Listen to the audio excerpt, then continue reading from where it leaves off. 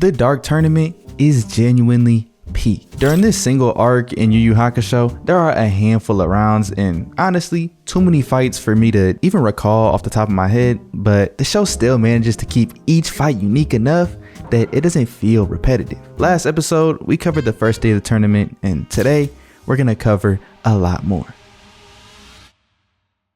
Starting off, on the second day of the tournament, we get a view of Yusuke trying his best to do some training, but he can't channel any of his spirit energy. Out of nowhere, Kuwabara pulls up, trying to talk about the last round and see what their plan is moving on to the next one, but he can't find nobody. Nobody's at the hotel, nobody's in their beds. He was just walking around when he finally happened to come across Yusuke. But Yusuke ain't got no time to chop it up with him. He just walks off as we see the masked fighter closely watching. Over with Hiei, we see he's still trying to recover from the Dragon of the Darkness flame, but so far, no progress. We then get a view of an ongoing round in the tournament. We see the team seeded to fight against Team Urameshi, Team Ichigaki. But first, let's get into the sponsor for today's video, who's offering you exclusive rewards for a limited time only. You can get the legendary Ultimate Death Knight, not the lame, less cool regular Death Knight, the ultimate one. Now you might ask, why? UDK Ultimate Death Knight is a great champion regardless of wherever you're trying to use him. He's good enough to solo carry your team in PvE, but it's just a great support in general, giving a 30% defense boost in every battle. But best of all, he's a free legendary. That practically never happens. Do not miss out. Download Raid through my link in the description and the pinned comment, or just scan the QR code at the top of the screen. Use promo code UDKING to claim the Ultimate Death Knight so you don't miss out. Raid has a near endless amount of content, and you can experience it and its AAA graphics whether you're at home, on your PC, or on the road through mobile. And if you still aren't convinced to try out Raid yet, download now with my link or QR code in order to get an instant starter pack, including the epic Ultimate Galek. You can get another epic Zargala at level 15, and new players can pick and choose one of these 6 promo codes on screen to redeem for whichever legendary champion you want. Of course, you know I went with UDK. Shout out to Raid for sponsoring this video. Remember, download with my link or use the QR code, and I'll see you online. We see the team seeded to fight against Team Urameshi, Team Ichigaki. This team is composed of their strategists and 5 of its fighters. They easily win the first round as we see one of the participants who didn't get to fight run up on them, trying to dispute things with his fists. But these fighters, seemingly human, make quick work of him using their special abilities. But up from the stands, we see Kurama scouting out who they're going to fight up against, and he can tell that there's something off about these fighters. Not only are they eerily human, something about them just seems off. Back over with Yusuke, he's still trying to do more training, but he can't lock in. Out of nowhere, this random pulls up on him, throwing out one of his attacks, telling Yusuke that he saw him in one of the previous rounds. He didn't want to wait to meet Yusuke in the regular tournament, but he still wants to test out Yusuke's spirit gun in person. He launches another attack towards Yusuke as he tries to do his spirit gun once again, thinking that maybe the adrenaline would help, but still nothing. This dude starts tracking Yusuke with his attack as he's just running back and forth, trying his best to just stay alive. But before dude's attack is able to hit Yusuke, this axe comes flying through, shattering it. Now, the dude that put up on Yusuke is getting chewed out by his team leader, but he still doesn't care. He continues to go after Yusuke, but the team leader just ends up killing his own teammate, telling Yusuke that they'll handle things professionally in the ring. Just don't die in the meantime. Kuwabara was watching the whole time, and as they go back to the hotel, Yusuke explains that he almost died there because he can't shoot his spirit gun. This is strange because he shot his spirit gun up to 4 times in the day before, and always the day after his spirit gun will be weaker, but he's never been in a situation where his spirit energy couldn't be mustered up at all. This is the first. Out the back, the masked fighter pulls up, explaining that it's because that spirit gun double shot versus shoot. Shooting the spirit gun in rapid succession is a much more intensive move on the body, so she tells him not to use his spirit gun for a little while, or else he's gonna end up like Hiei. Later that day, we get to see Team Urameshi scouting out Team Toguro in their first round matchup, as from their team, younger Toguro is the only one that pulled up. He tells the other team, which included the guy that pulled up on Yusuke earlier, that he's going to be fighting a round alone, 1 versus 5. So as the round starts, they all start emitting insane amounts of energy. Toguro just says to the first person that in honor of his bravery, Toguro will fight him with 45% of his strength. He powers up and Big Dude walks over there, but Toguro, with one punch, rips through his entire body, crashing him straight into the ground. Everybody else begins to attack, but as we expected, it's a one-sided massacre. The last one standing was the team leader, as from the stands, the gang notices that even though 4 of them already died, the energy being emitted from the ring hasn't dropped at all. It was all coming from this dude. He starts going all out on Toguro, but he can't even land a single attack. So in retaliation, he switches up the rhythm, finally landed one, but it bounces off of Toguro's shoulder and he punches him, tearing his body in half. This don't even make sense, bruh. How is that even possible? The next day, after the gang wakes up, they're all having breakfast as Kuwabara had just woken up from a nightmare. He's trying to explain it to Yusuke how it was about these 3 fighters, but he couldn't make it out too clearly. But Yusuke does not care. He's not taking it seriously at all. Kuwabara is asking where Hiei and Kurama are at, but Yusuke's got no idea. Their match is supposed to be starting soon, but he's confident that they'll show up eventually, right? There's no way they just ditch. They end up heading towards the ring, but on their way to the waiting room, they run into Koenma, who's meeting them for the first time in his human form. Koenma had come here to explain to Yusuke that his spirit egg, which was given to him back when he originally died at the start of the series, is nearly ready to hatch within the next few days. And on the other topics, Koenma asks if Yusuke's completed his training with Master Genkai, but Yusuke says he only had time for the basics. He didn't even get to learn her ultimate technique. Koenma is shocked because he really doubts that they could win the tournament without it, but honestly, it's not looking like they got too much time left. He just hopes for the best. Finally, we get a view of Hiei still reeling in pain from using the Dragon of the Darkness Flame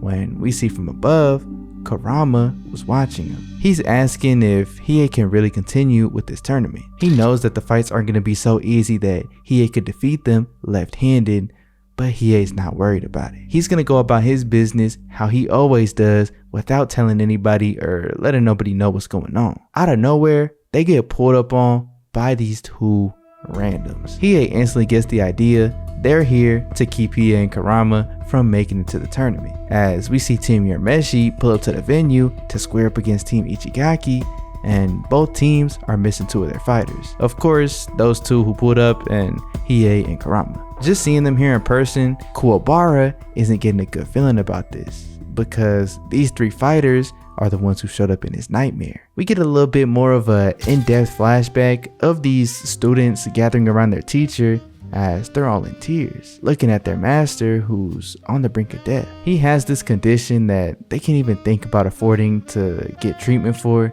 so they feel helpless right here by his side. But the teacher feels nothing but gratefulness for his students who all care for him so much. But out the back, we hear Dr. Ichigaki laughing from the background. He tells them that he may be just the man that they need, a doctor who could save their dear teacher from his disease, and best of all, he'll do it for free. Hearing that it's free and that it'll save their teacher, they instantly jump on the offer, but the doctor says he has a couple stipulations. He needs to use a couple of their bodies for some harmless experiments in order to cure their teacher. And as we go back to real time, Kuwabara says that he's sure that dream was the truth. As the ref calls them to the center, they agree on a terms of 3v3 matches since each team only has 3 fighters, as the winner of this match gets to move to the next round. Yusuke asks Ichigaki if he's gonna fight too, but he says, why would I fight when I got my little guinea pigs to fight for me? And after hearing Kuwabara's story, Yusuke now knows that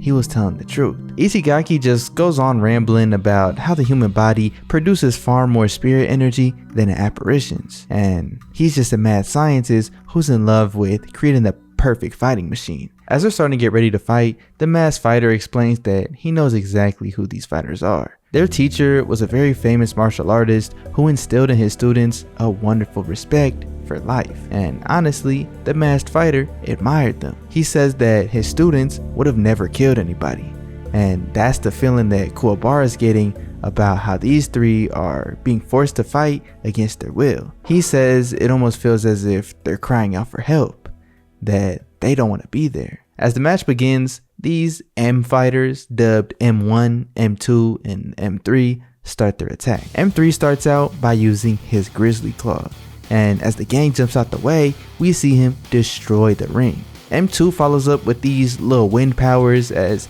Yusuke has no idea what's going on. M1 finishes it off using his angel blade, and M2 goes up with his wind powers once again to nearly blow Kuwabara out the ring, but he's able to use his spirit sword to stay inside. M3 is running up on him to finish the job while he's still clinging onto the edge until Yusuke pulls out his spirit gun, but still nothing. He starts trying to run over there, but the masked fighter ends up saving him. We get a view over with Hiei and Karama as they instantly killed the first dude who pulled up on them. Their whole reason for being here was to stop Hiei and Karama from participating in the tournament because Dr. Ichigaki ran some calculations, and without Hiei and Karama, they have a 98% chance of victory. So he sacrificed 2 of his fighters in order to keep their 2 strongest fighters at bay so they have the best chance of winning. He's all about these stats and calculations and all type of stuff. But the second dude, instead of fighting, pulls out this remote, bringing up this big old monster machine robot thing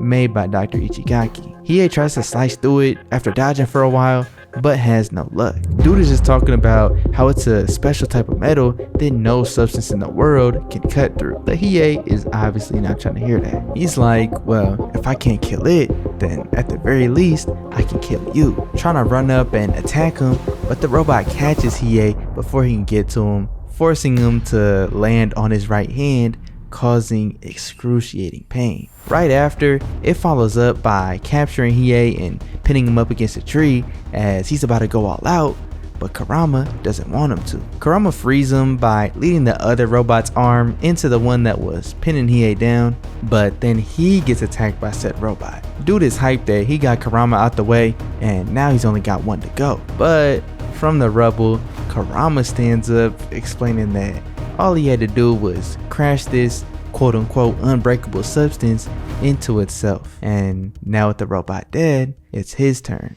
Back at the arena, we see Yusuke and the gang having trouble with these M fighters. Yusuke's getting gradually more pissed that he's so helpless in the middle of this fight. The M fighters walk up and start their flurry of attacks once again, and we get to see that Kuwabara is holding back because he feels bad for these guys, knowing that they're in the ring against their will. His main objective isn't even to beat them to a pulp, it's to get them to surrender. We get an explanation from Dr. Ichigaki as to how he's getting them to do this. He has these organisms on their back called a veruca, which basically pumps their blood for them with very strict instructions being sent to everywhere throughout their nervous system. He's just laughing at the fact that if you can control the blood, you can control the entire body. They make the perfect fighters. With Yusuke, he's trying to dodge all of these attacks, but ends up getting cornered by M3, who goes in to use his grizzly claw, but the masked fighter takes the hit for him, being sent flying out the ring. The doctor's telling them to hurry up and finish the job, and they rush in for even more attacks, but Kuwabara is trying to reason with them, telling them that he knows that this isn't what they really want. But of course, being controlled by the veruca, they don't really have an option. The M fighters rush them once again as the gang is still refusing to fight, but out of nowhere, the masked fighter saves them once again. Because of the hit that he took from M3, the masked fighter's mask is starting to fall, and as he turns around, we see that this masked fighter is actually a woman, this young lady. And to make the situation even crazier and add on to the confusion, we see M5, one of the people who pulled up on Hiei and Karama, get sent flying across the ring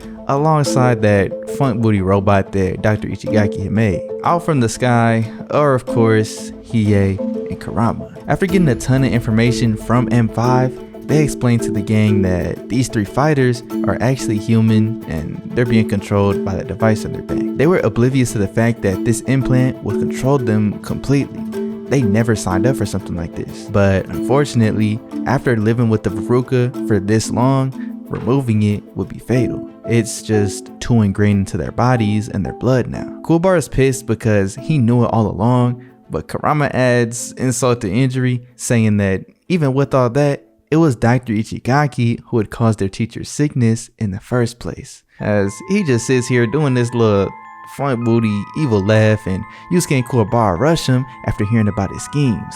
But the M fighters work together in order to protect him. Kuwabara is once again trying to reason with them, but Ichigaki explains that their humanity is long gone. You can't reason with them no matter how hard you try.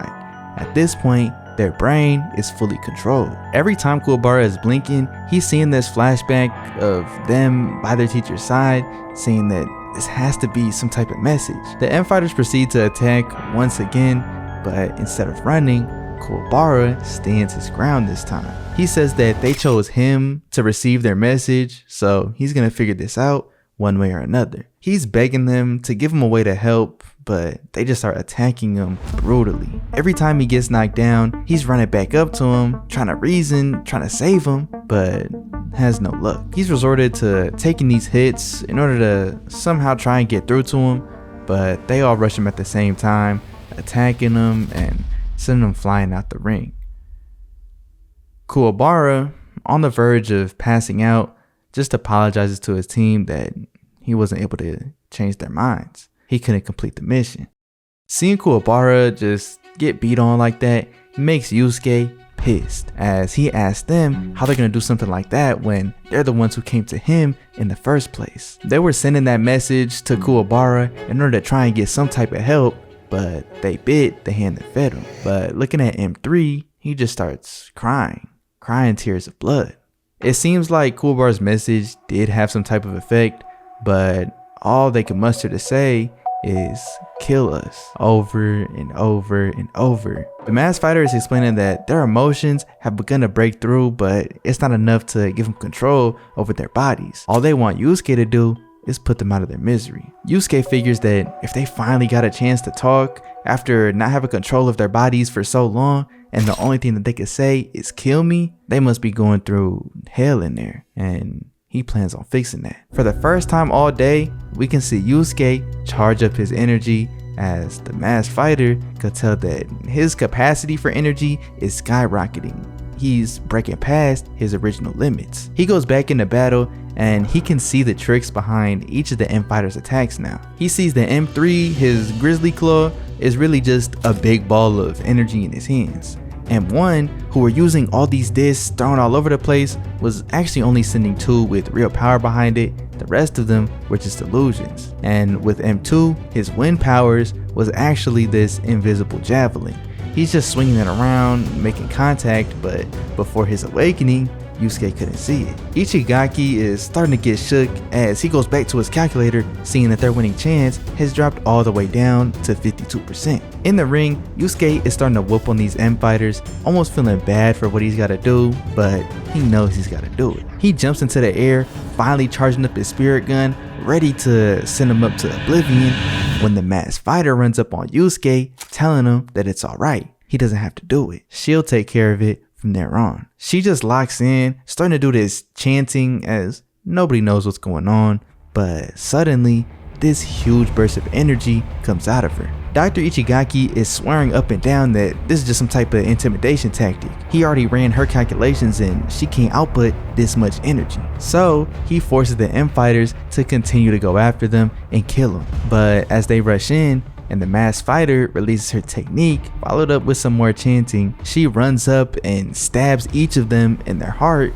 as the Veruca gets destroyed off their backs. As they fall to the ground, everybody is shocked as the M fighter's energy is all gone. Yusuke runs up on her, asking her why she stopped him if she was just gonna do the same thing. But the masked fighter says she just did what she had to do. Nothing more, nothing less. Finally, the ref finishes counting up to 10 as they haven't budged an inch, so Team Urameshi takes the win. But Kuwabara and Yusuke, don't really feel like they've won after having took innocent lives like that. And it was all because of this doctor. Yusuke runs up on him, letting him know that there's no way he's getting out of this unharmed. He gets pulled up on by Hiei and Kurama as well, but he tries saving face like, oh, what if I told y'all their teacher is still alive? He's not dead. But I'm the only one who knows where he is, so you guys can't kill me.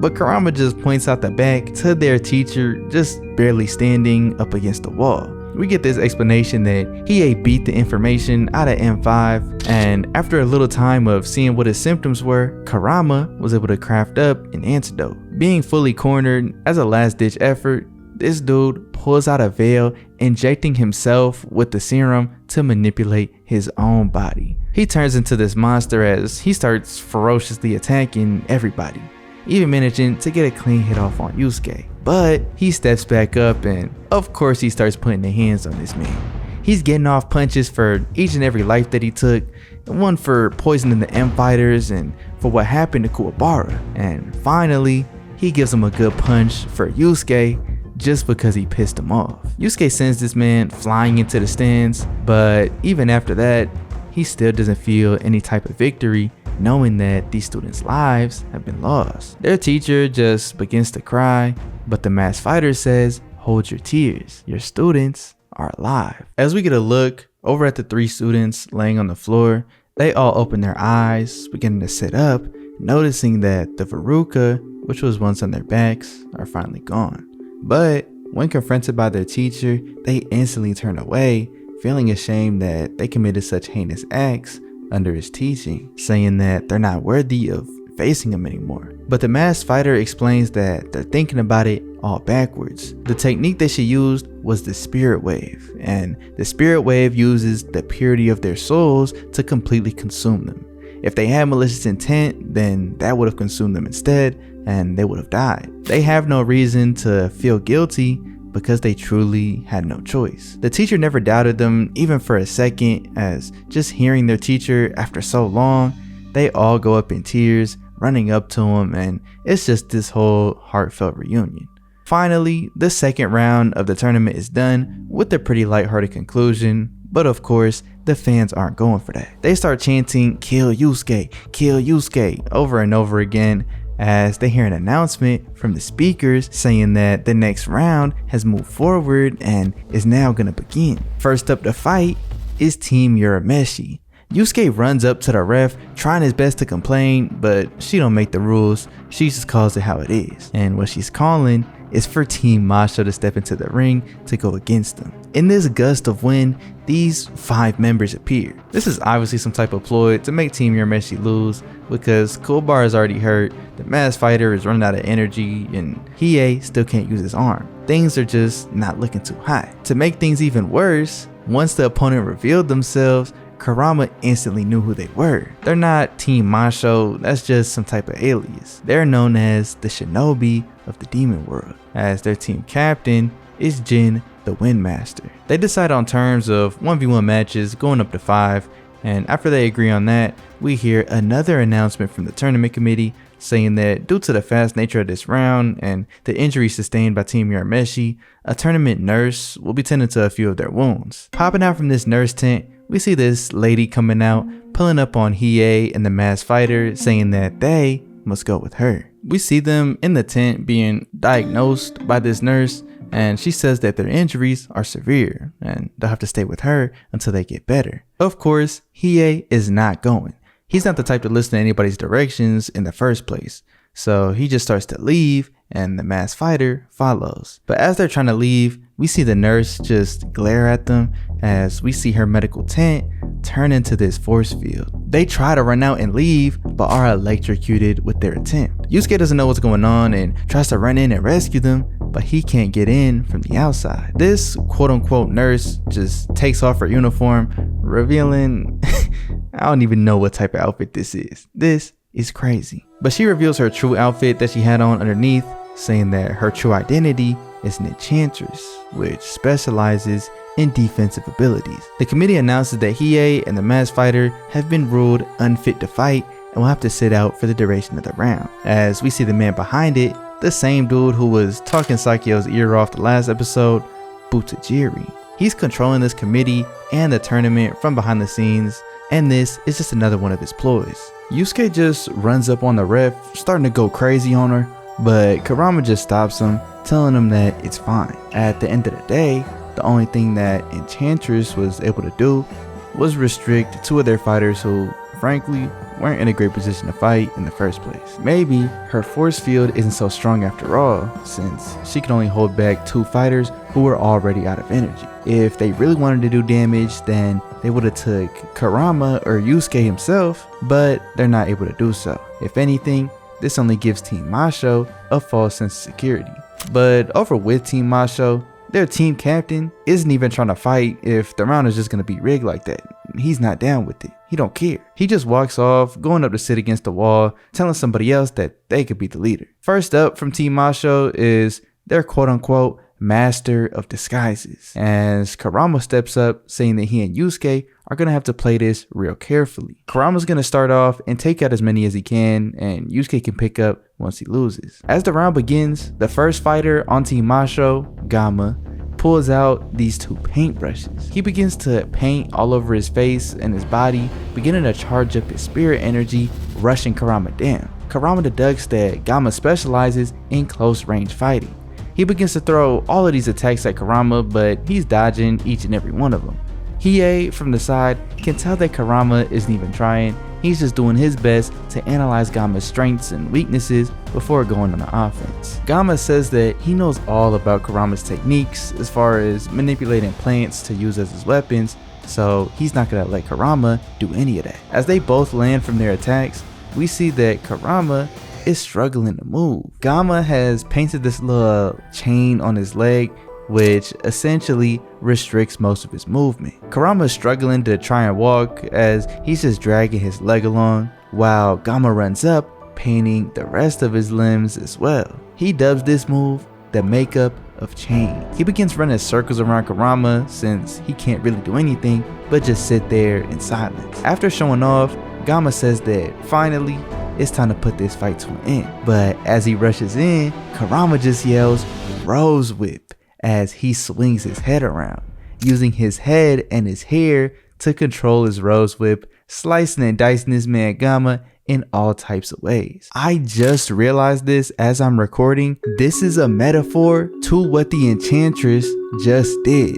I feel like it's some type of metaphor, right? Gama locked away Kurama's arms and legs. While they may not have been weak or useless at this point, whatever, but that gave Gama that false sense of security that Kurama just said Team Masho would have. Team Masho going into it might have thought that since Team Urameshi only has a few members, then they're not going to be as strong, whatever.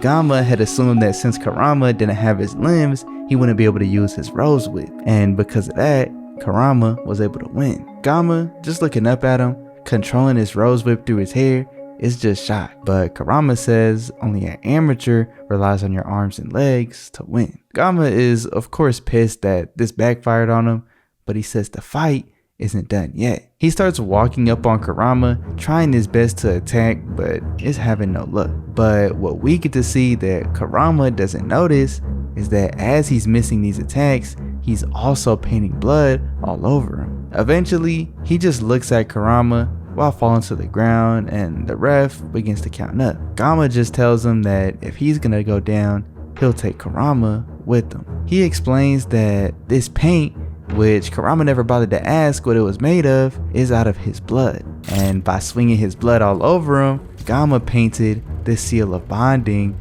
all over Kurama's body. In doing so, he's effectively sealed Kurama's spirit energy. As the ref counts up to 10, Gama is given the loss, as the ref calls for the next 2 fighters to step into the stage. But of course, Kurama can't move off of the stage since his physical body and his spirit energy has been sealed. The next fighter from Team Masho steps up, revealing himself, and Hiei instantly recognizes him as Toya, the master of ice. He just looks down at Gama, telling him that his death will not be in vain. He'll make sure that Kurama pays. As the round begins, we see the masked fighter talking with Hiei that there's still a way for Kurama to win. He has to stall out so that the curses wear off. If he could stall long enough for the movement curse to at least wear off, then he might be able to survive until his spirit energy is back. And in the ring, Kurama is on that exact same timing. He asks Toya one question: why? The shinobis usually move in stealth, so exposing themselves at the dark tournament doesn't make any sense. Toya just gives a quick rundown as to why they're doing this,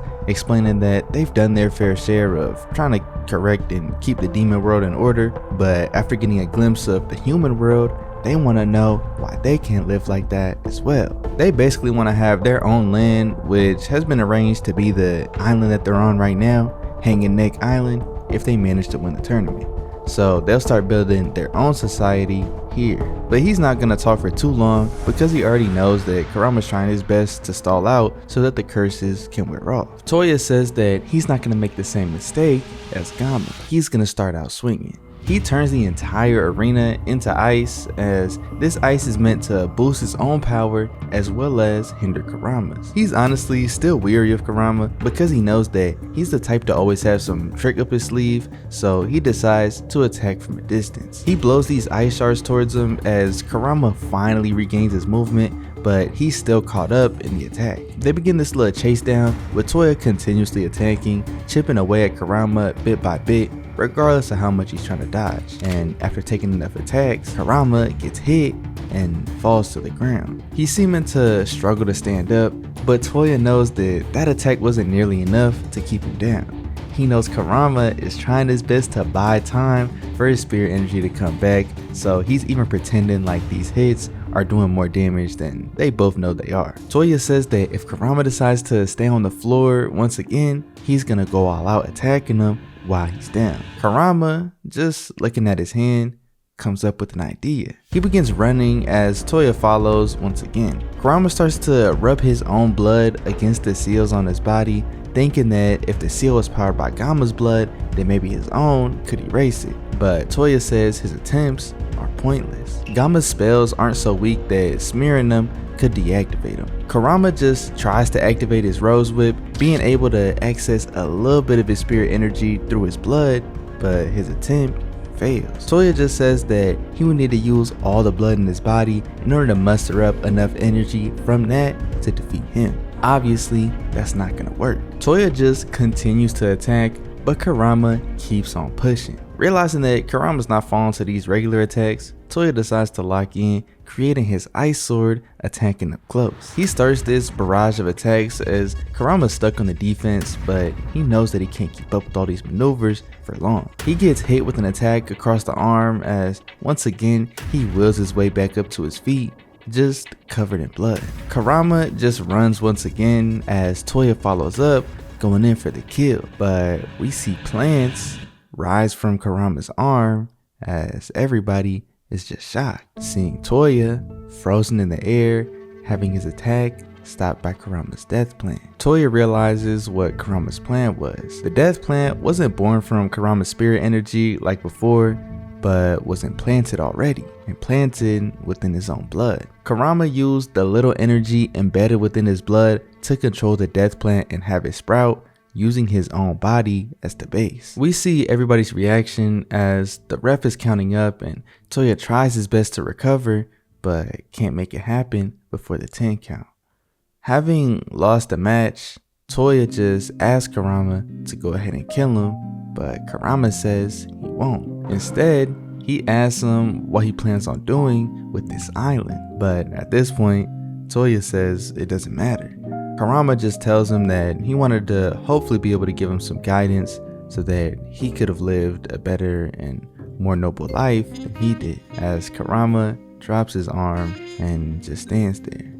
Yusuke can't believe it as the crowd begins to cheer. But as the ref leans in, checking on Kurama, he still has a very faint heartbeat. He's just unconscious. Yusuke's relieved as he tells the ref that just for clarification, the rest of these matches are his. Kurama's not fit to fight anymore. But the next fighter from Team Masho hops in, saying that Kurama is over here standing in the ring. To him, it looks like he's ready to fight. Yusuke overrules it, saying that there's no way. he's the team captain and he's deciding that it's his turn to fight. As the ref says, following the team captain's word, Yusuke is gonna fight next. But she's overridden by the tournament committee over the speakers, saying that the next fight is gonna be Kurama versus this dude, Bakken. Since he's in the ring and standing, he can't be removed against his will. Bakken just throws the ref out to the side, starting to whoop on Kurama as he's just there defenseless. The ref tries to stop Bakken, saying that he's down and she's gonna start the 10 count, but Bakken, before she gets up to 10, lifts Kurama up off the ground so her 10 count doesn't finish and continues to just beat on him while still unconscious, just for the fun of it. Bakken's just there like, man, this is pretty easy, huh? I didn't know how the last two managed to lose. This dude's not tough at all. Even the ref can't bear to see an unconscious fighter get beat on like this. She loves some pain and torture. It's the Dark Tournament after all. That's what they're all here to see, but only when both fighters are there to experience it. She stops the fight, saying that she's gonna take her 10 count, but Bakken just smacks her out the way as he finally decides to finish the job, and Yusuke just feels helpless watching from the side. Bakken's about to go through with his final punch, but the team member off to the side, Risho, just tells him to stop. Bakken's confused, asking him why, but Risho explains that if he would have killed Kurama, then Yusuke would have killed him. And we see Yusuke off to the side, ready to fire off his spirit gun the second that he laid another hand on Kurama. Bakken's not a fan of it, but he just throws Kurama out the ring, ready to take on Yusuke next. Yusuke just carries Kurama off to the side, while in the force field, the masked fighter and Hiei are telling this enchantress that her force field isn't gonna last very long. Hiei and herself are getting their powers back, and they all know that this little force field isn't gonna be enough to contain them. Over with Yusuke, he proceeds to walk into the ring as the third match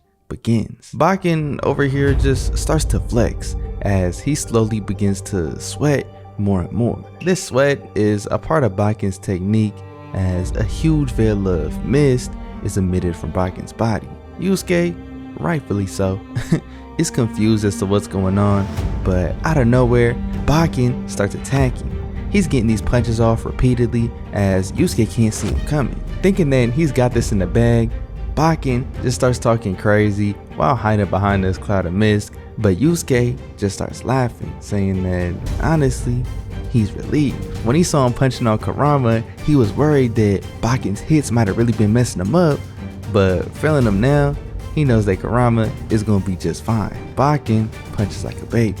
Dude falls for the bait as he rushes in for Yusuke, but Yusuke uses his spirit gun to hit a nearby wall, and the reaction of it blows all of Bakken's mist out of the stadium. Now, his only trick has effectively been countered as Yusuke pops up behind him, breaking down exactly how the rest of the fight is gonna go. Bakken can either turn around and start getting whooped on by Yusuke, or get on his hands and knees and beg for his life, and there's about a 5% chance that Yusuke is gonna let him slide. Bakken just rushes him with another attack, but Yusuke hits him in the gut, cracking this man's ribs in one punch. He starts gushing out, I don't even know what this is, but he instantly falls to the ground and is in tears, begging Yusuke to have mercy. Just one punch is all it took for Bakken's entire confidence and facade to shatter. But obviously, there's no way Yusuke is gonna show him any type of mercy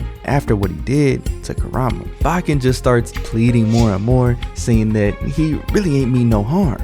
He just got caught up in the heat of battle. You know how I get. Honestly, he don't even remember what he did for real. Bakken just puts his head down, begging for forgiveness, and Yusuke can't believe that this is what he's resorted to. But Bakken just smiles, grabbing a rock from the ground and smashing it on Yusuke's head. But that weak body move wasn't gonna do nothing. Yusuke just says, don't even worry about it. It's not your fault that your brain is so small. You was born with it. If you don't remember what you did to Kurama, let me go ahead and remind you. He grabs Bakken, starting to punch on him, showing him move by move what he did to Kurama while he was unconscious. But luckily for him, he gets to feel all the pain. Finishing him off, Yusuke sends his man flying into the stands right next to his team leader.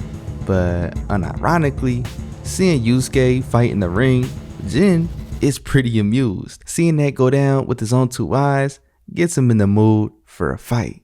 So now he's ready to take Yusuke on. But instead of staying in the ring, Yusuke decides to go check on Kurama and his wounds, as he's regained consciousness, saying that those battle wounds from either fight are really nothing compared to the death plant that he has to deal with. He'll be able to survive, but he's just gotta lock in and really focus on his healing until then. Yusuke's relieved to hear it as he steps in the ring, meeting up with Jin. In the center, they chop it up for a second as Jin explains that, honestly, he never really liked Bakken in the first place.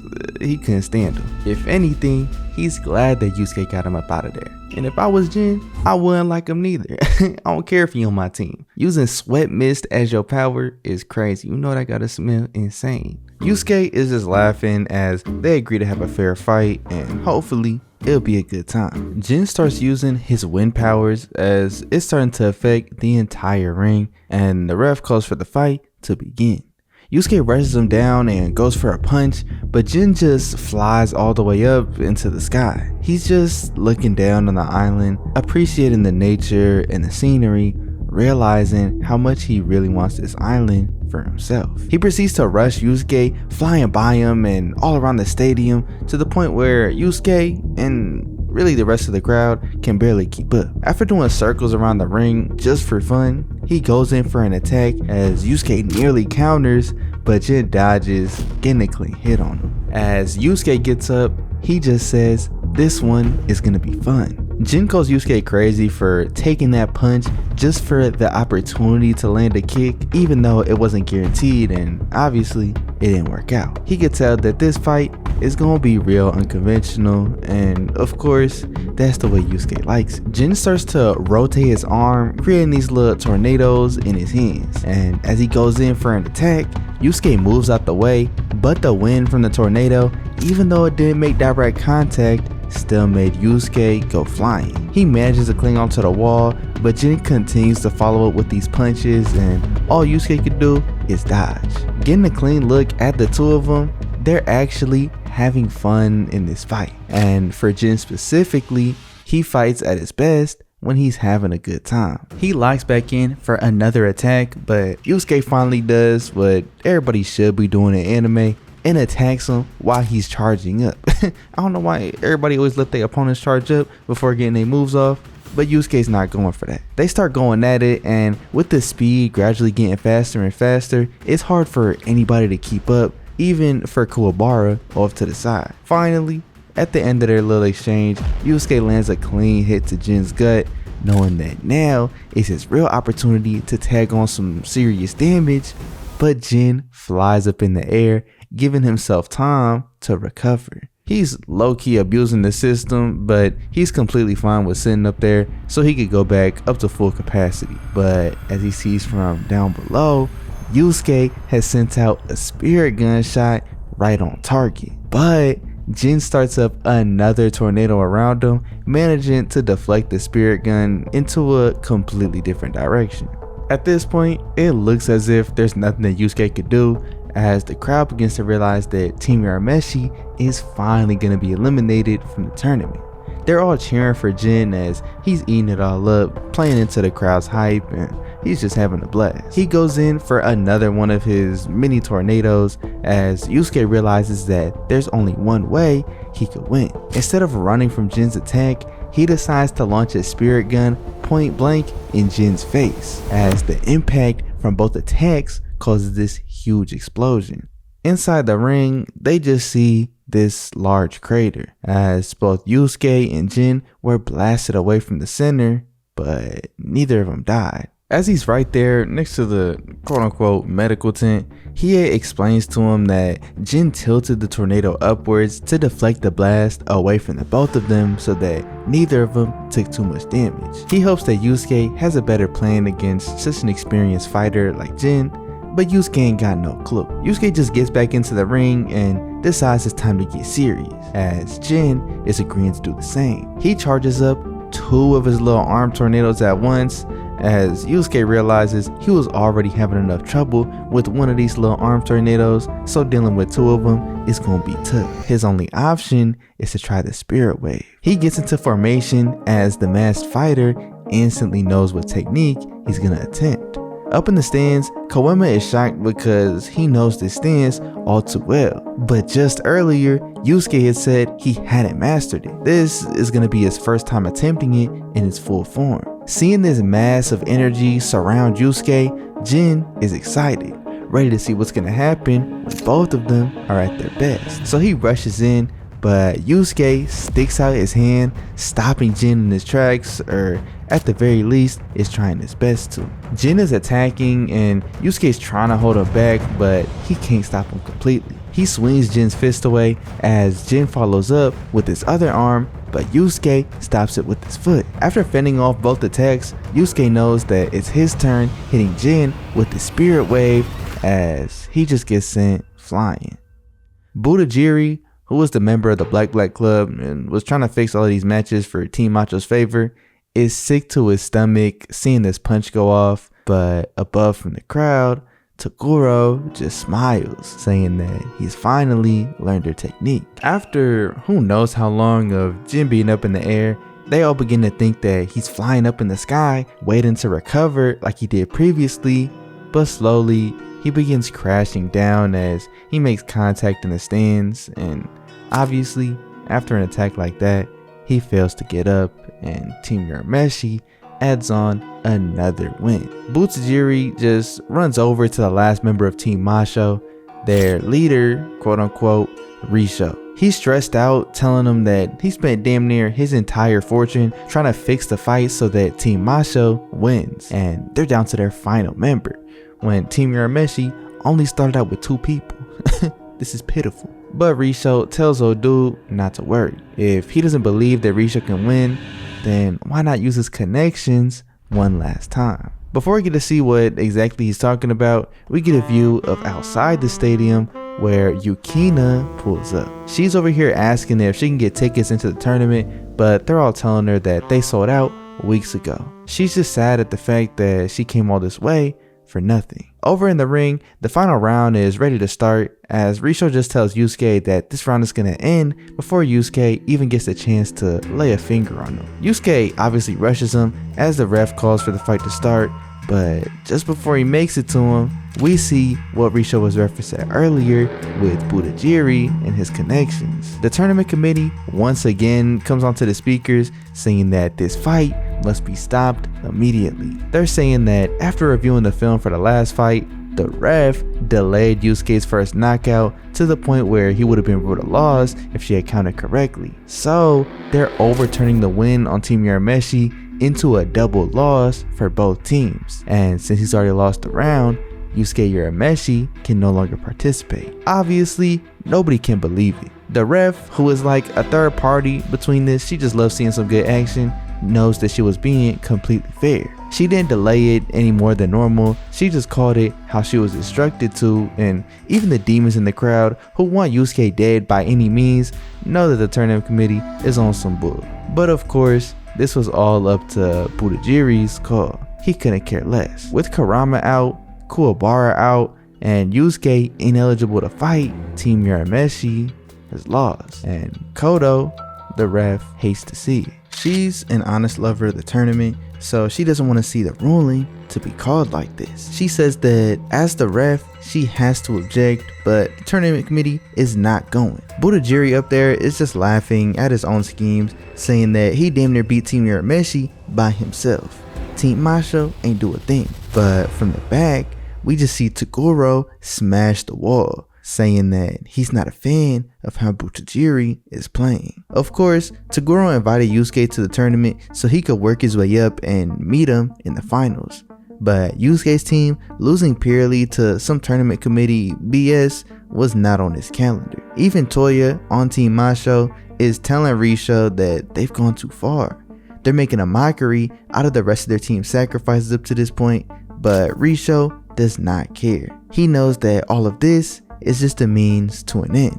Regardless of how they get it, they have to win. He just smacks Toya out the way, walking up to Kodo, the ref, telling her that it's not very wise to team up with the humans. If she stays like this, then he's gonna have her removed from her reffing position as well. But before Risho could continue bullying Kodo, Yusuke walks up saying that Risho is real quick to run up and talk crazy to everybody except for him. Hiei calls from behind, telling Yusuke that it's pointless to try and play by their rules, as he begins to charge up, saying that he's retrieved enough energy in order to break through this force field, knowing that the only true way to play in the Dark Tournament is through raw power. It's time for them to go ahead and show everybody who the real winners of this round are, and if anybody objects, then they'll settle it with brute force. Hiei starts to break through the force field bit by bit as the Enchantress is trying her hardest to keep it up. We get a view of outside the arena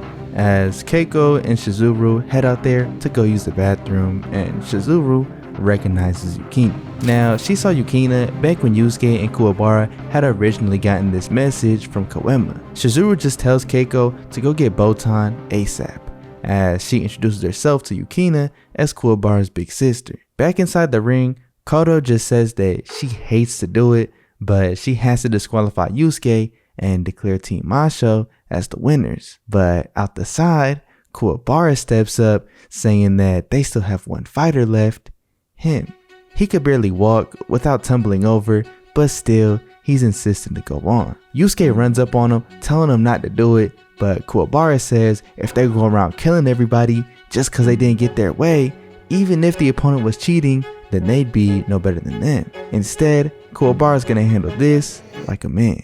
Outside the ring, Botan gets there to see Yukina as she explains that she's here to cheer on the gang, but also she's in the search of her long lost brother. She doesn't know any details about him, but just knows he's real strong, so there's a good chance he'd be here. Botan, as well as Shizuru and Yusuke and Koema, basically everybody except for Yukina, Kuwabara, and Keiko, know that Yukina's long lost brother is Hiei. But using his telepathic powers, Hiei is telling Botan that if she says anything, then he's gonna kill her. They lose track of that for a second, seeing Kuwabara on the big screen, as in the ring, he can still barely move. He's out here risking his life just to step inside and get ready to fight. As the final match begins, Kuwabara rushes in for the first attack, pulling out his spirit sword, but he can't even conjure up enough energy to do that. He fails and Risho just kicks him across the back, sending him flying. He's just whooping Kuwabara,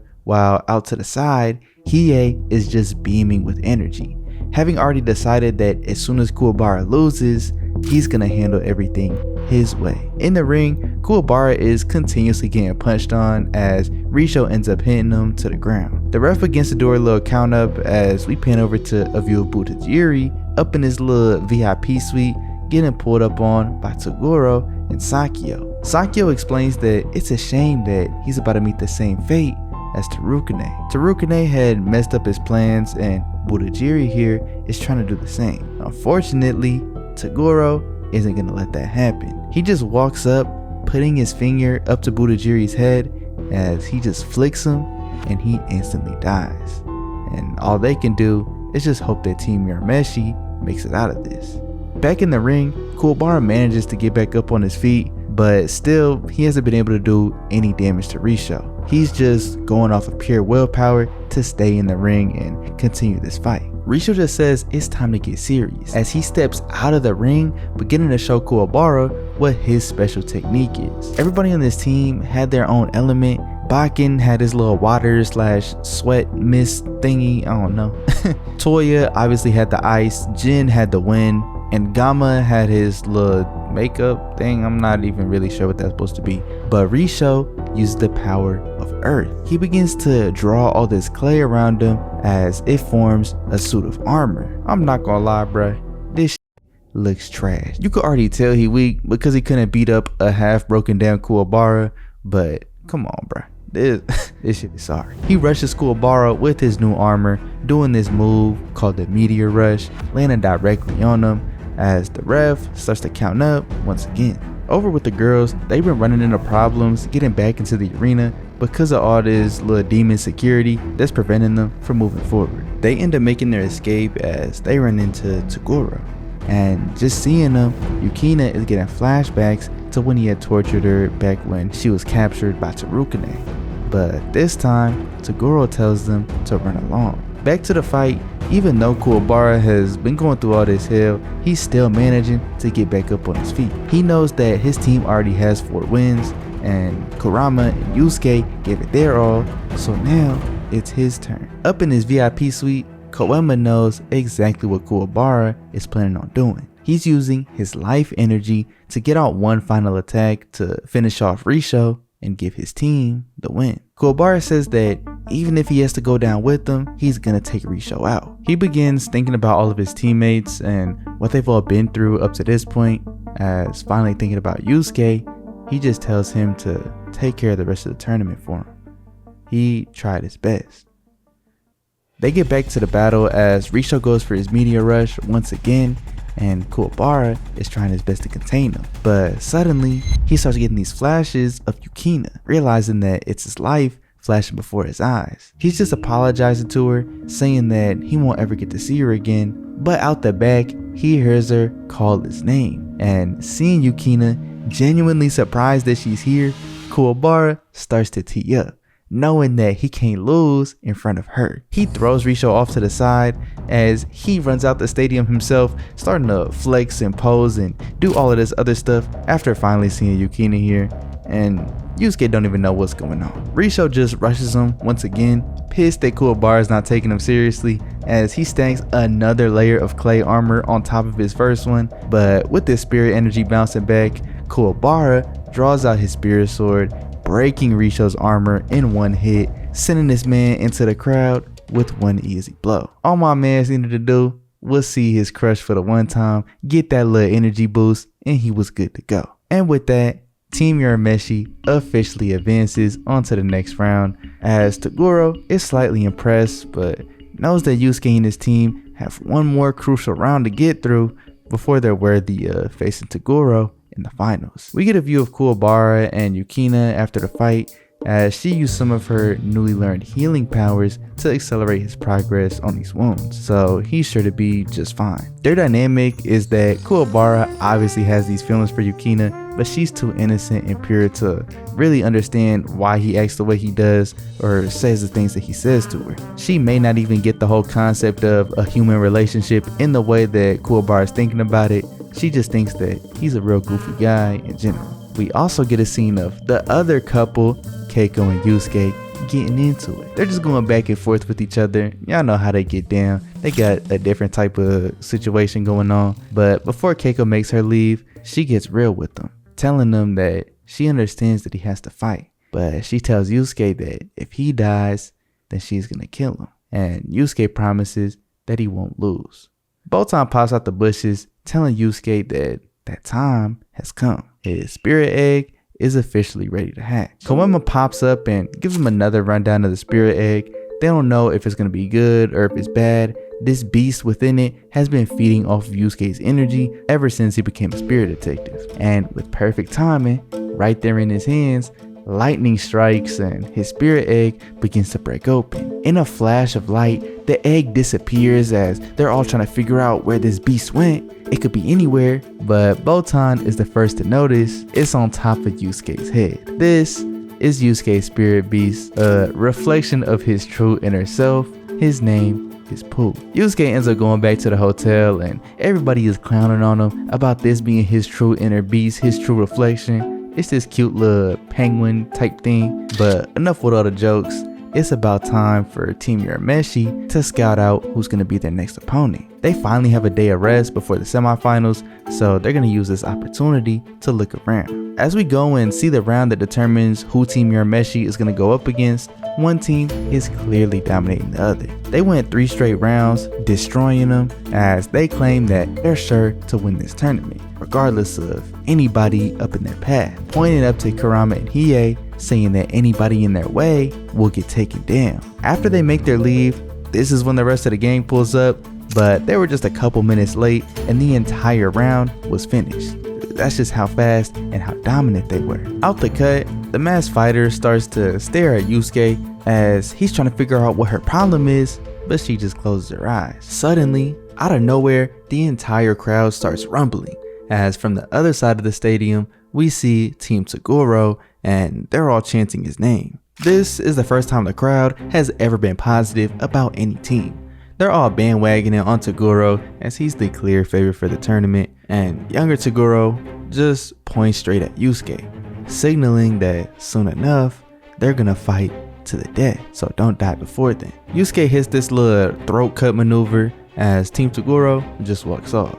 Just sensing their powers a little bit closer, Kuwabara is completely shook. He's fallen to his knees and realizing the difference in power between them. Back in their prep room, Yusuke is telling Kuwabara to stop crying. Them fussing isn't gonna help their chance at beating Toguro, and they knew that they'd have to eventually fight him, so they better lock in. But in the middle of their conversation, Team Uratogi pops up. This is who they're gonna fight in the semifinals, as they all introduce themselves, telling Team Urameshi that they better stop worrying about Team Toguro because they got a different opponent at hand. Yusuke's not taking them seriously at all, but their team leader ensures that tomorrow, things is gonna get real ugly. Yusuke's cracking jokes after they leave, but the masked fighter tells him that he's gotta be for real or else he's gonna get washed by Toguro. And honestly, out of nowhere, he gets pissed.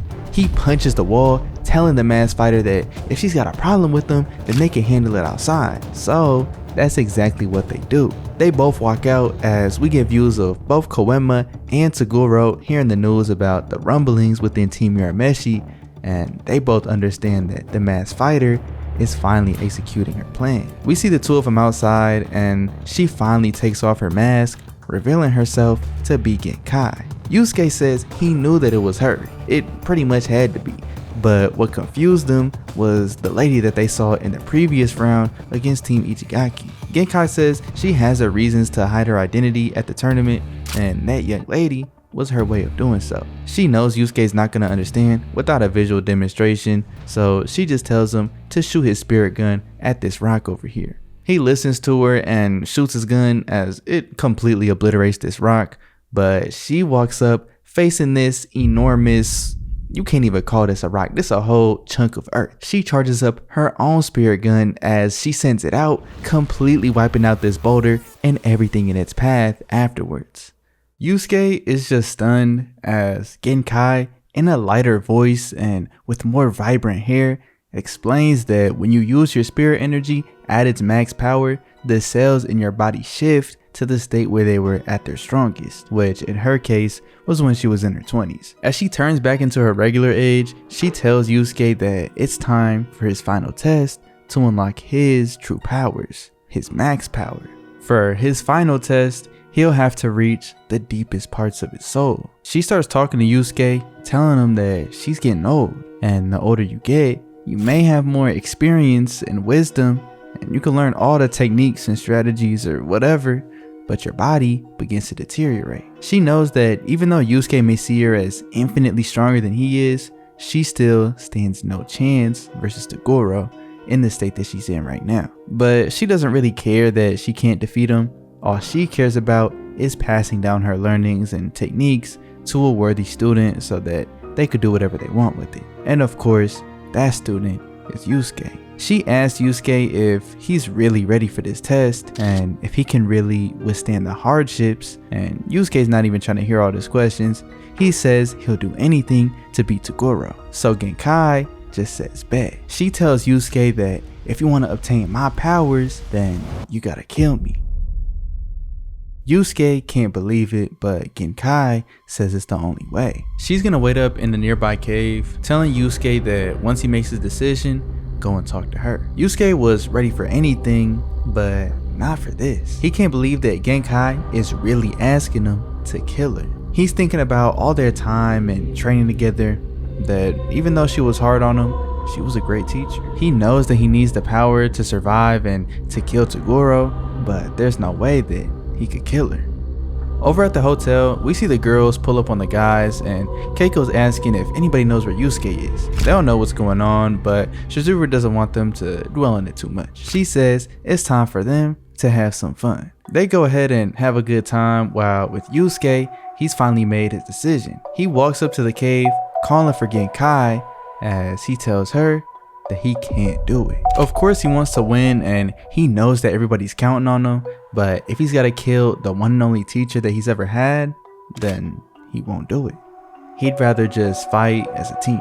Yusuke just starts to make his leave, saying that he appreciates the opportunity and all, and she did her little thing by setting up the atmosphere in his cave, but he's cool off it. But as he's walking off, Genkai tells him that he's passed the test. Yusuke is genuinely confused because he told Genkai that he was not gonna kill her for her strength, but that's exactly what the test was. Genkai never intended to give her strength to a student who would willingly kill their teacher, but she also needed somebody who wasn't too scared to think about it. Fortunately for Yusuke, he perfectly passed the criteria. They just head deeper into the cave, and Genkai asks him one more time if he's truly ready for it, and Yusuke says of course he is. Genkai just says that this test is truly going to be painful. Only the true successor of the spirit wave is going to be able to survive. She begins charging up her spirit energy as slowly this ball begins to form. Over with Toguro and his older brother, he just smiles, feeling the energy, saying that the masked fighter is finally putting her plan into motion. Genkai warns Yusuke that under normal circumstances, he shouldn't even be ready for this for another 10 years, even if he was gifted with some special talent. She presents to him the secret to her power, her spirit wave orb. Made as a fusion of both her life energy and her spirit energy, Yusuke's test is to absorb this and survive. She warns Yusuke that after taking this in, he could be in pain for hours, days, or weeks. It's all up to him and his body, and it'll be constant agony. He'll be wishing that he never took her up on it in the first place. She asks Yusuke one final time if he's really ready to do this, and Yusuke says that he is, taking in the spirit orb, flashing with this little jolts of energy, but honestly, that was it. He's surprised that he was able to incorporate it so easily, proud that he took it like a champ. But Genkai just chuckles as Yusuke starts to see these hallucinations and begins sweating furiously. Out of nowhere, blood shoots out of his eye as now it's truly taking effect. Blood begins spurting out of all different places in his body, and Genkai just prays that Yusuke can survive. We fast forward to the next day and we get a view of the big shots flying in and demons flooding the arena as everything has just been kicked up a notch. Here we get a view of the 4 teams as the first matchup of the day is Team Urameshi versus Team Uratogi. But coming out from Team Urameshi's side, it's only Kuwabara, Hiei, and Kurama. Genkai and Yusuke are both still missing. Over with Yusuke, a day after originally taking it in, he is still writhing in pain as Genkai is trying to tell him not to fight it. Over time, his body will gain the resistance and he'll be able to endure it, but he just has to wait until he's ready to accept it. As the 2 teams go to the center of the ring, the team leader of Team Uratogi proposes a fair way for the fights to be decided. He pulls out these 2 die, with each of them containing a team member's name on it, as well as 1 free space. And if you land on the free space, then anybody from that team can go up and fight. Hiei states then and there that if the die rolls on anybody else that isn't Kurama or Kuwabara, he's going to be taking their place, no questions asked. And as the first roll goes out, it's Hiei versus Makintaro. Hiei is hyped to fight because he's been itching to get some action ever since the last round. As the first fight begins, Hiei just pulls out his sword but puts it right back into his sheath as suddenly blood is dripping onto the floor. Makintaro is just laughing at him, wondering if he had a little boo-boo while trying to pull out his sword, but Hiei just pulls out this man's arm from behind his back. He just tosses the arm over to the new ref as he walks off, saying that this fight is over. But Makintaro starts screaming at him, saying that he's not done, regrowing his arm into this new weapon. He's charging Hiei down, but of course he's not getting hit by these sluggish attacks. Hiei just swiftly puts his sword straight through Makintaro's head, from his scalp through his neck. Brutal kill, quick and easy, as expected from a bloodthirsty Hiei. He just tells their leader, Shishi Wakamaru, to roll the dice again.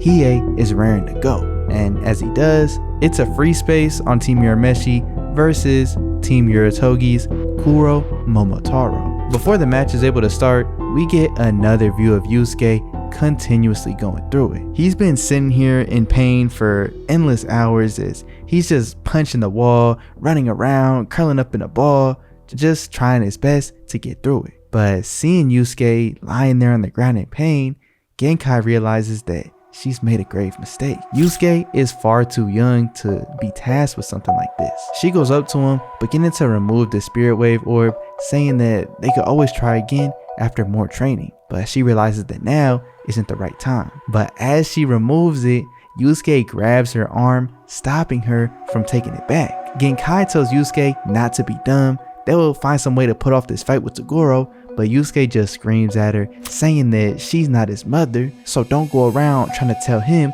what's best for him. He grabs the spirit wave orb from her, shoving it back into his own body, instantly putting himself right back into that torture with no hesitation. Genkai commends Yusuke on his courage, but it's gonna take more than courage in order to defeat Toguro. This was a gamble in the first place. There's no guarantee that this thing even works out. Back in the hotel with the girls, Keiko shoots up out of bed, having had a nightmare about Yusuke, feeling like he's in pain. They stayed up too late and ended up sleeping through the beginning of the tournament, so everybody gets up and Keiko figures that Yusuke must be out there fighting right now. Back to the ring, Momotaro is asking the old head of the group if he's sure that Hiei's not going to pull out that darkness flame technique again. But Onji, the old head, is telling him that even if Hiei was dumb enough to try it, he wouldn't be able to go through with it again. His arm hasn't fully recovered since the last time. They both step up to the ring as Momotaro tells Hiei to not get too cocky over that last win. Makintaro was easily the weakest out of their little group, as he takes Hiei's sword out of Makintaro's body, kicking him off the stage as he proceeds to lick Hiei's sword, following up by slashing his own arm with it. He proceeds to take this little ball off of his belt, dubbed the steaming sphere, and after he crushes this, beginning to inhale the fumes from it, his wound heals as rapidly he begins transforming into this beast armor. He throws Hiei's sword at him as he says now it's really time to lock in. The ref officially calls for the match to begin, and Hiei rushes in, wanting to put Momotaro's beast armor to the test. But as he rushes in attacking, Momotaro breaks Hiei's sword like it's nothing. Momotaro begins his attack, landing 2 clean hits on Hiei, sending him crashing out the ring. Just looking at Hiei out there, Momotaro explains that he was able to fend off Hiei's attack so easily because with his beast armor, he can quote unquote remember any pain from his opponents by slashing his own arm with Hiei's sword. That was his way of making himself immune to Hiei's sword. He proceeds to ask Hiei where his little dragon flame attack is. He wants to prove that no matter what Hiei throws at him, it's not gonna be enough. Momotaro is just that strong. Hiei just asks him if he really wants it. Once he unleashes it, there's no going back. Momotaro is sure of it, and Hiei just responds, well, if it's for the fans, then who am I to turn it down? Hiei begins to charge up as Kuwabara is hyped to see it again and prove this Momotaro guy wrong. But Kurama understands the dangers of using this technique. He gives some context that to call the dragon of the darkness flame, he has to use his own spirit energy as bait for the dragon, calling it from the depths of spirit world. But if he's not strong enough to control it, then the dragon can very easily take Hiei along with the attack. Right now, Hiei is only at half of his energy capacity. He's no longer in peak condition. Kurama knows that if he unleashes it now, then the dragon is going to take Hiei along with him. He just rushes in as Momotaro isn't ready for the attack. Hiei jumps up, calling out the fist of the mortal flame. He goes in and attacks as Kurama understands that this isn't the darkness flame, but it's an attack of the mortal flame from the human world. It's weaker, but easier to control. Momotaro just falls to his knees as Hiei explains that there's no need to use the flame of the underworld when the much more calmer flame of the human world is more than enough for somebody of Momotaro's caliber. But getting a closer look, Momotaro starts laughing. Because of his beast armor, it wasn't enough to take him down, as he pops another steaming sphere, memorizing the pain of that attack as well. He begins to transform once more from this monkey type beast into this phoenix. He rushes Hiei, hitting him with 2 clean attacks, but that's clearly not going to stop him. He begins dashing around, rushing Momotaro with an attack of his own, the double fist of the mortal flame. He's spamming punches on this dude, but since he memorized it, Momotaro just smiles, as he really has grown invincible to Hiei's efforts. He proceeds to put the hands on his man Hiei. Things are really looking down at this point. Momotaro decides to pop another one of these demon spheres, going into his next transformation. But we get a view of the girls making their way to the stadium, as Pooh is really down in the dumps. Keiko's growing increasingly more worried about Yusuke, saying that they gotta make it to the stadium as soon as possible so she could see if he's okay. While over with Yusuke, he of course is still going through it. Genkai is feeling bad at this point, but knows that she warned him. She originally made the mistake of giving him this test too soon, but then he made the mistake of not letting her fix it. Now, it's all up to him. Back in the ring, this man Momotaro turns into his third and final form, which, crazily enough, looks the weakest of them all. I don't know what this is supposed to be. Some type of little troll, goblin, hobbit creature. I don't know, bro. It just looks weak. But he rushes Hiei with these newfound claws, though he misses his first two attacks. Hiei just flips his broken sword up from the ground into his hand, as he tells Momotaro that he's going to give him one last chance to surrender, or else he's not going to show any mercy. Of course, Momotaro is not going to give up, and Hiei says he doesn't like using this technique. He personally finds it lacking in taste. Momotaro's not trying to hear any of this. He knows that Hiei is bluffing, as he just rushes in, biting him in his shoulder, as we see blood fly out across the ring. But this time, it's Hiei who's the one smiling. We see a beam of energy gush out from Momotaro's back, as Hiei calls out his move, Sword of the Darkness Flame. Kurama breaks down that Hiei had channeled all of his energy into his sword, which he used to channel the Darkness Flame, which is weaker than the original Dragon of the Darkness Flame, but it was still more than enough to pierce through Momotaro's beast armor. He slashed him up a handful of times before Momotaro even landed his own attack. We get a quick check-in with the girls who are lost because of Botan's terrible directions, and we also still get to see Yusuke in even more pain, but is refusing to succumb to it. Back in the arena, they roll the dice for the next two fighters, as it's Kurama versus this little kid, Urashima. Shishi Wakamaru is talking with Onji, saying that fate really is on their side today. Even though they lost the first two rounds, their only purpose was to drain Hiei's energy, and Urashima is their direct counter to Kurama. As the round starts, both Urashima and Kurama begin twirling their respective weapons. As they begin to attack, they're constantly clashing back and forth, with both their skill sets seemingly being even, but off to the side, Hiei is ticked off, knowing that Kurama needs to stop fooling around. He's not taking this seriously at all. Hiei says Kurama has a bad talent of starting out slow in order to feel out his opponents and come up with this perfect strategy to win. As they're fighting, Kurama feels as if Urashima on the other side isn't trying either, but out of nowhere, he starts telepathically talking to Kurama. He tells Kurama to keep fighting, but just hear what he has to say. Urashima starts begging Kurama to kill him. He says that when he joined this team, he didn't know exactly what he was getting into. He was down to do whatever in order to get some money to support his family, but slowly, as things progressed, he ended up doing worse and worse things, and now he can't deal with the guilt. He feels as if this is his opportunity to turn things around and finally do the right thing. But Kurama says that dying is not the answer. He tells Urashima that he has the opportunity to turn his life around. It's never too late. But Urashima is still going on about if he doesn't kill Kurama, then his team is going to go after his family, and he can't have that happen. Kurama says regardless, he's not going to do it.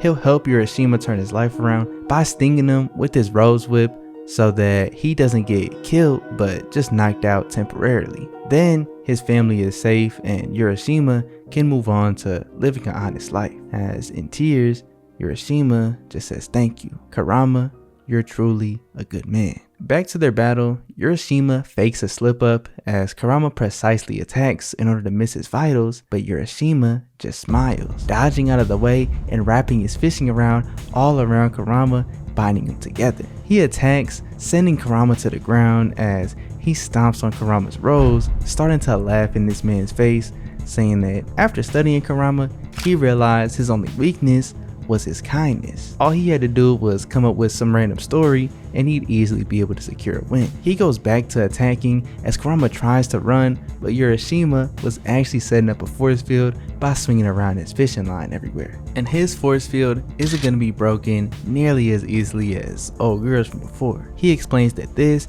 is impossible to be broken out of when you're on the inside, as he pulls out his special weapon, the Idun box. This box contains a gas which restores anybody who inhales it to their toddler form. It essentially turns back the clock so that Urashima can easily claim a win. As the smoke from the Idun box fills the arena, Kurama tries to hold his breath, but obviously he can't hold it forever. He begins to revert as Urashima just laughs, saying that he could feel Kurama's spirit energy growing weaker. He's real proud of this little scheme he cooked up, but suddenly he notices that Kurama's spirit energy completely disappeared. That's not what's supposed to happen. It seems as if he's invisible. But soon enough, the purple smoke turns blue and Urashima is starting to get overwhelmed with fear. Lightning starts to strike all around as Kurama reverts back past his adolescence into his true demon form,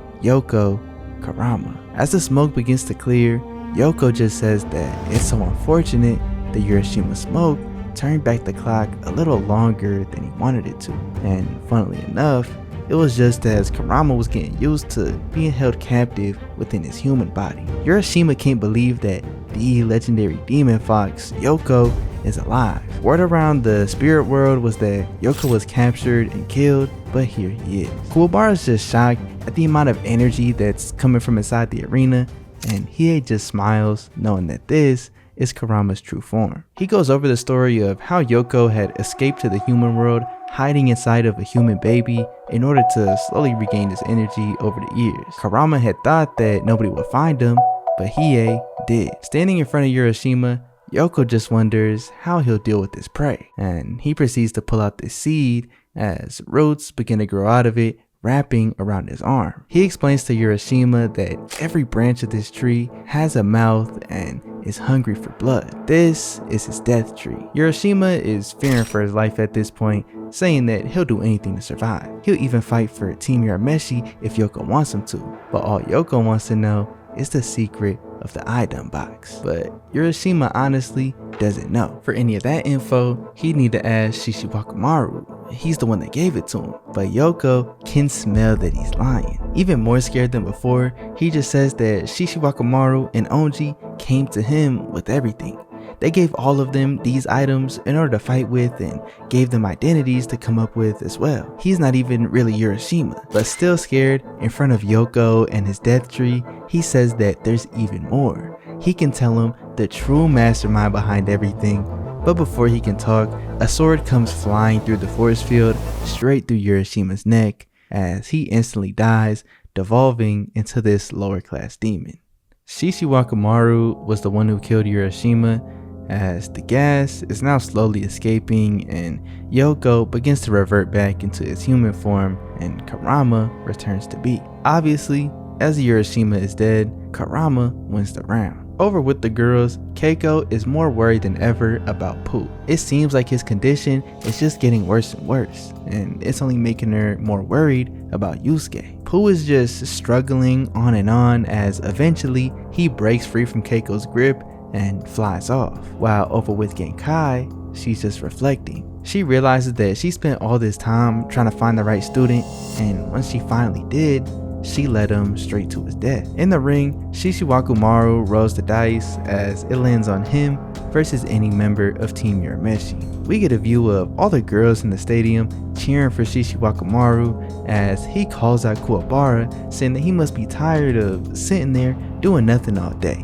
Why not come in here and have a little fun? Kuwabara's not going for no type of disrespect, so he starts to rush into the ring, but at the same time, both Hiei and Kurama want to go in and fight as well. Hiei just wants action, he's trying to fight everybody, but Kurama wants to know the secrets behind that age reversal. They're stuck in this three-way tie as Kurama decides that the only way to go about this is to play rock, paper, scissors. Kuwabara's already ready to go, knowing that he's never lost a game, but Hiei don't even know what that is. Kurama explains it real quick as Hiei is confident in how easily he's about to win, but as they play, Kuwabara ends up taking the dub. He runs up to get in the ring with Shishiwakamaru as we pan over to another view of Yusuke just shooting beams of energy all around the cave, smashing his head into the wall, just doing everything to try and ease the pain. But after struggling for so long, he just gives up, laying there on the ground.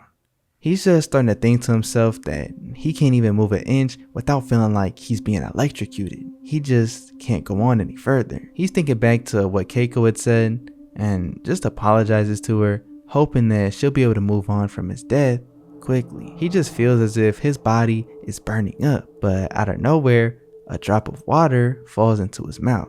Obviously, he's confused as to where this water even came from, but we just see it was poo. He dropped a bit of water in Yusuke's mouth as he flies off, walking back with a little more water wrapped up in his ears. Yusuke, just looking at him, starts to cry, seeing them struggle so much. Poo falls and spills the water everywhere as he turns around to go and try and pick up another batch, but he could barely even fly away. He's constantly falling to the ground, and Yusuke's thinking about what Koema had explained to him earlier, how his spirit beast is a true reflection of Yusuke as a whole. If Yusuke's suffering, then Pooh will suffer. If Yusuke dies, then Pooh will too. Yusuke, just looking on at himself struggle this much, realizes that if Pooh isn't giving up, then neither can he. Out of everybody, the one person that he can't let down is himself. He wills his body back up, but falls right back over, pissed that Pooh is going through all this suffering because Yusuke can't hold his own.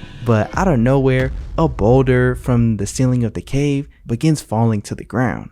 He was doing so much destruction earlier that this cave is starting to fall in on itself as Yusuke sees Pooh right underneath this rock that's about to fall. Out of shock, he gets up, bleeding from everywhere in his body as he's just screaming through all the pain. He begins to run towards Pooh. He's putting up with all this agony, screaming that he's not going to sit here and suffer any longer. He explodes in a beam of energy as he begins to run all charged up and kicks this boulder out the way, saving Pooh from his death.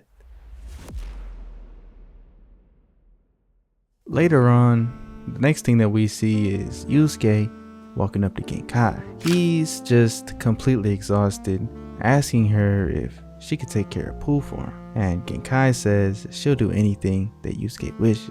He's officially passed all of his training. He hands over Pooh and just collapses to the ground as Genkai is genuinely shocked that Yusuke made it out alive. She was sure that her stupidity had killed her favorite student. She tells Yusuke to get his rest until the final round, and she'll make sure that his team makes it there.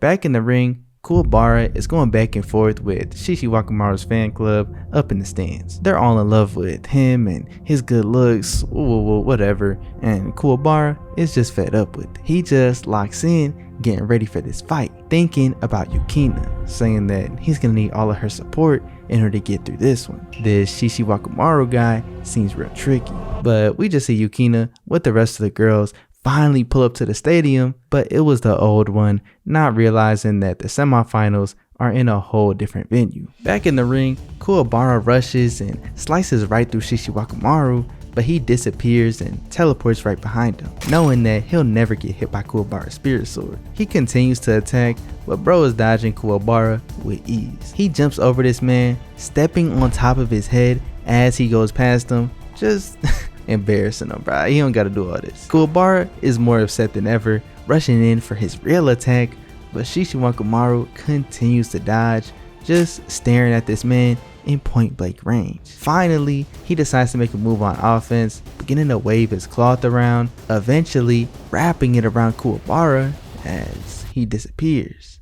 Karama just points out that he can't even feel Kuwabara's spirit energy anymore. It feels as if he's just ceased to exist. Shishiwakamaru just tells the ref that it's a win on his end. Kuwabara was here, but he's exited the ring and surely he's not coming back. Even he doesn't know where Kuwabara got sent.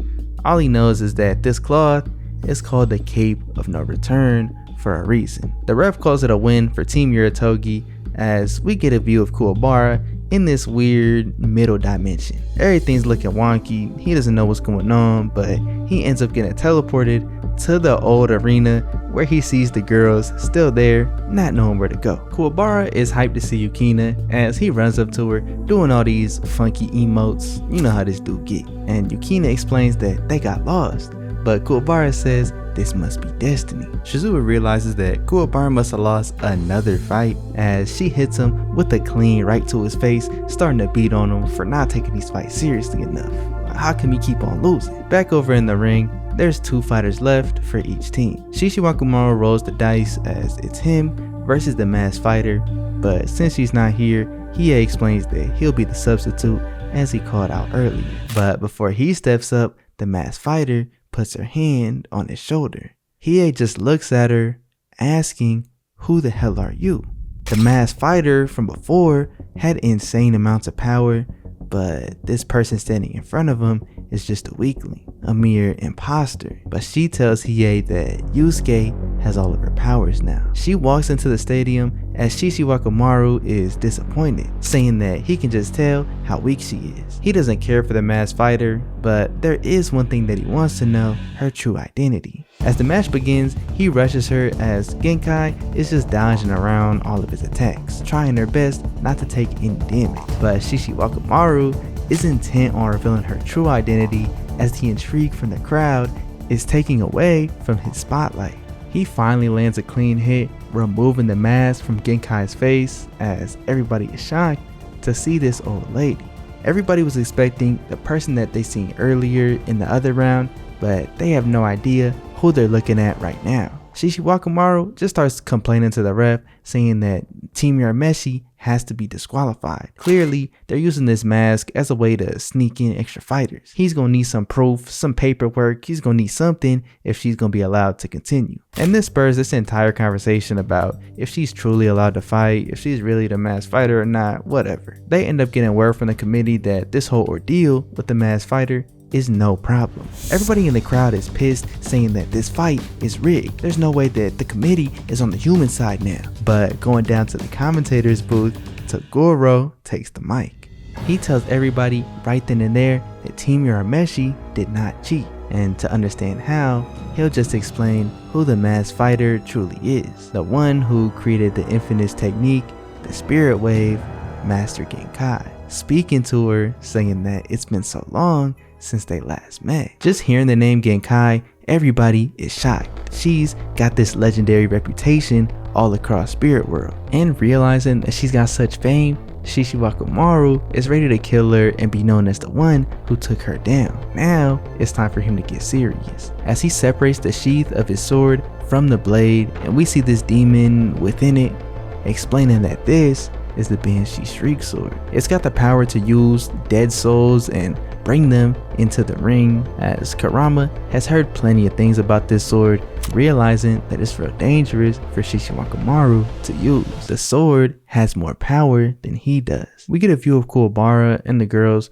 walking back to the arena, as out the side they see Yusuke laying there against a tree alongside Pooh. Keiko runs up checking for a pulse, and she's relieved to tell everybody that he's just asleep. Kuwabara picks Yusuke up as they head towards the arena, and as we look inside, Genkai is thinking to herself that if she uses up all the energy she has stored left for herself, she has 3 shots at this, so she better not mess it up. Shishiwakumaru is thirsty for blood, but Genkai refuses to lose. She says that she has to fight him one more time. Shishiwakumaru begins an attack with his sword, as the twirling of the blade is creating this high-pitched screech that's tormenting the entire crowd. He explains that its scream steals the souls of those who aren't strong enough to withstand it. Genkai is just looking on as Shishiwakumaru jumps into the air for his attack and comes crashing down using his move, the Chorus of 1,000 Souls. These souls begin leaving the ring, attacking the crowd, and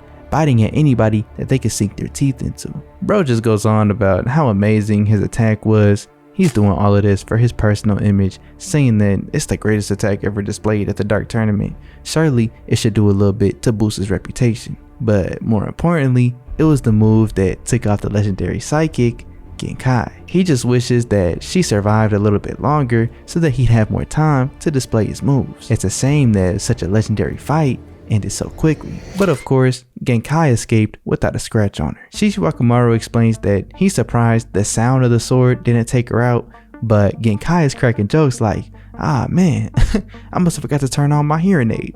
Try it again. Maybe it'll work next time." As everybody notices that Shishiwakamaru is gonna use that move again, they start running out the stadium. And outside with Kuwabara and the rest of the gang, they overhear these demons about Shishiwakamaru attacking the crowd. Kuwabara just leaves Yusuke with Botan, saying that his team needs their true leader more than ever. But as he makes it there to see them faced off in the ring, Shishiwakamaru begins his next attack. Genkai's not impressed with this new move that he's doing, as he brings out the Cage of Hell. This is a physical materialization of the sound of all the dead souls. It's being used as some type of force field to keep them inside of this enclosed area, as Shishiwakamaru just laughs, saying that Genkai has nowhere to run. Not that her old body could. He's upset that this fight is dragging as long as it is, saying that he's got to cement his legacy by killing Genkai. He's gonna be famous by any means possible. But she responds that she already is. He should just shut up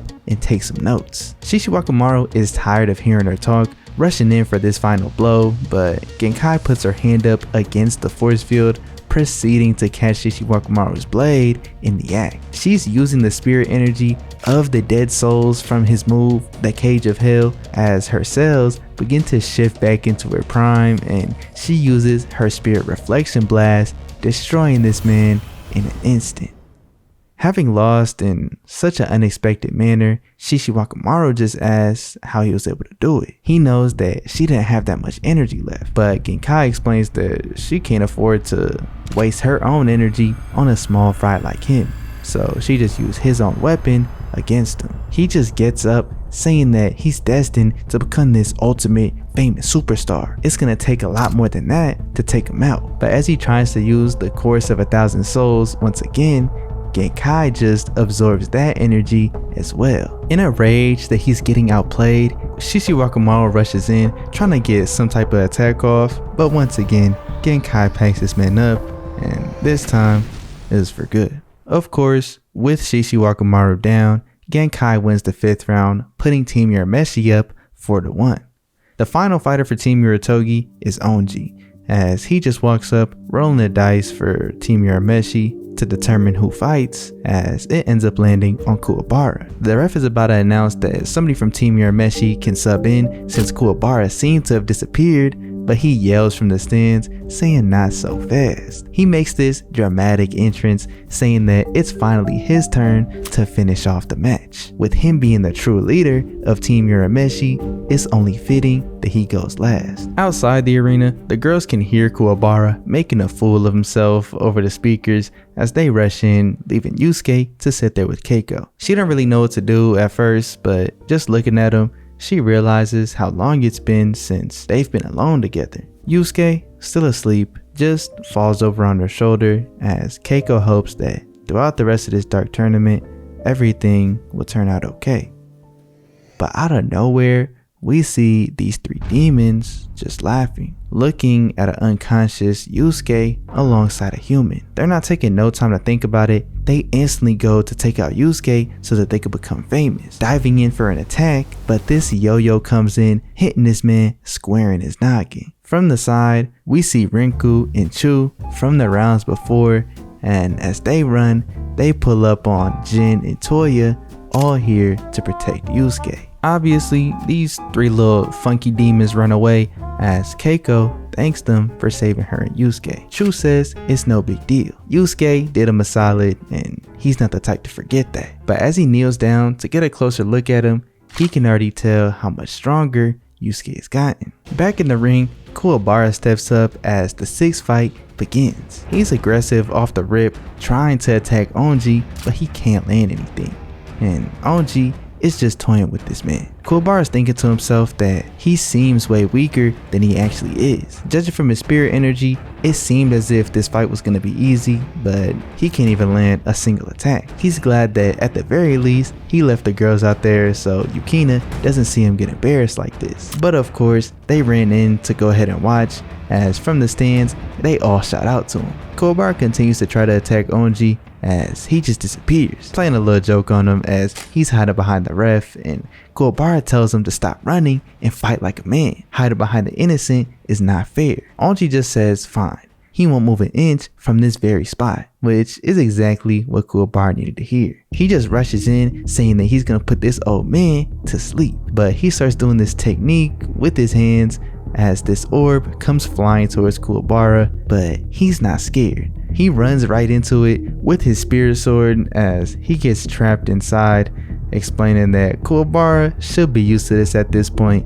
This will be real similar to Shishiwakamaru's Cape of No Return. He needed a claw to be able to perform the technique, but since Onji invented it, he doesn't need one. He gives some context that the other 4 members of Team Uratogi were only there as placeholders so that he could enter the tournament himself, but they didn't turn out to be of any use. Onji just sends Kuwabara right back to the old arena as the ref declares Onji as the winner. Onji proceeds to roll the dice again, but this time it lands on Genkai. Onji just says that it's fitting for 2 old folk to be fighting against each other, but Genkai says he's not fooling anybody. He could go ahead and drop the disguise. Hiei and Karama are shocked to hear that Genkai thinks it's a disguise, but Onji just laughs, saying that he's genuinely impressed that she noticed. He even went out of his way to mask his own energy so that it's near impossible to tell. Onji proceeds to rip the skin off his face as he goes up in clouds, reverting to his true form. His real name is Suzuka. You can just tell by how this dude is dressed, he is a whole character. He goes on this rant about how legends are made and how he's doing all of this in order to carve out his path in the memories of the entire world. He's just having this whole yap session. For pretty much no reason, he shoots a blast into the crowd, marking out this entire section as the ref calls for the fight to begin. Suzuki says that this fight isn't going to be nearly as easy as the one with Shishiwakamaru.